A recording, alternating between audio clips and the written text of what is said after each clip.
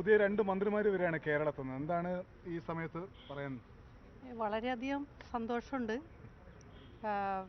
എന്തായാലും ഇതുവരെ ഇല്ലാത്ത ഒരു മാറ്റം കേരളത്തിൽ വളരെ സജീവമായിട്ട് ഈ കഴിഞ്ഞ കാലങ്ങളിൽ ഉണ്ടായിട്ടുണ്ട്.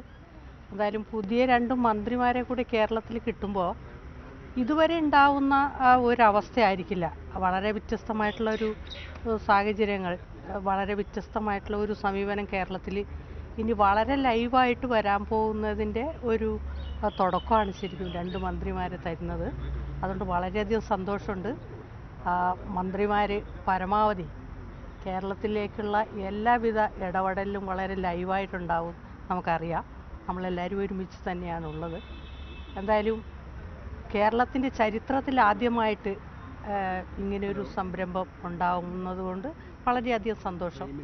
എല്ലാവിധ ആശംസകളും ഈ മന്ത്രി ഇപ്പോൾ ഇന്ന് സത്യപ്രതിജ്ഞ ചെയ്യുന്നവർക്ക് ഞാൻ അറിയിക്കും. ഈ ദളിതർക്ക്, പിന്നാക്കക്കാർക്കൊക്കെ ഈ മന്ത്രിസഭയിൽ നിന്ന്, സർക്കാരിൽ നിന്ന് കാര്യമായ പരിഗണന ലഭിക്കുമെന്ന് പ്രതീക്ഷിക്കുന്നുണ്ട്. എന്തായാലും ഇപ്പോൾ ഈ കഴിഞ്ഞ കാലങ്ങളിലെ മോദിജിയുടെ പ്രവർത്തനം വിലയിരുത്തുമ്പോൾ തന്നെ പല സ്ഥലങ്ങളിലും അത്തരം ഒരുപാട് മാറ്റങ്ങൾ ഉണ്ടായിട്ടുണ്ട്.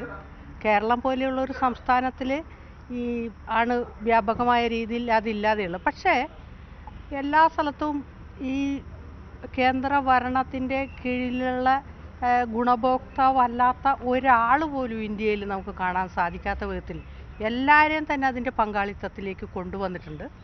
അതിന് കൂടുതൽ അത്തരം കാര്യങ്ങളിലേക്ക് ഗവൺമെൻറ്റിൻ്റെ ശ്രദ്ധ ഉണ്ടാവും. ഇപ്പോൾ നമ്മളൊക്കെ ഉള്ളതുകൊണ്ട് അത്തരം ഇടപെടലിലേക്ക് കൂടുതൽ നമ്മളും കൂടെ ആ കാര്യത്തിൽ ഇൻവോൾവ് ആവും. ഘടകകക്ഷികളുടെ നിലയിൽ ഇത്തവണ വലിയ പ്രാതിനിധ്യം കൊടുത്തിട്ടുണ്ട്.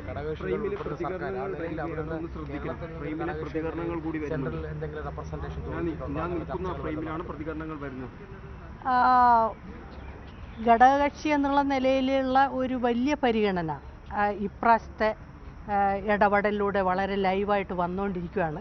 അതുകൊണ്ട് എല്ലാ ഘടകകക്ഷികളെയും പരിഗണിക്കുന്ന ഒരു സമീപനം ഗവൺമെൻറ്റിൻ്റെ ഭാഗത്തുണ്ടാവും എന്നുള്ളൊരു വിശ്വാസമാണ് നമ്മൾക്കുള്ളത്. ഞാൻ കേരളത്തിലെ ഒരു ഘടകകക്ഷിയാണ്.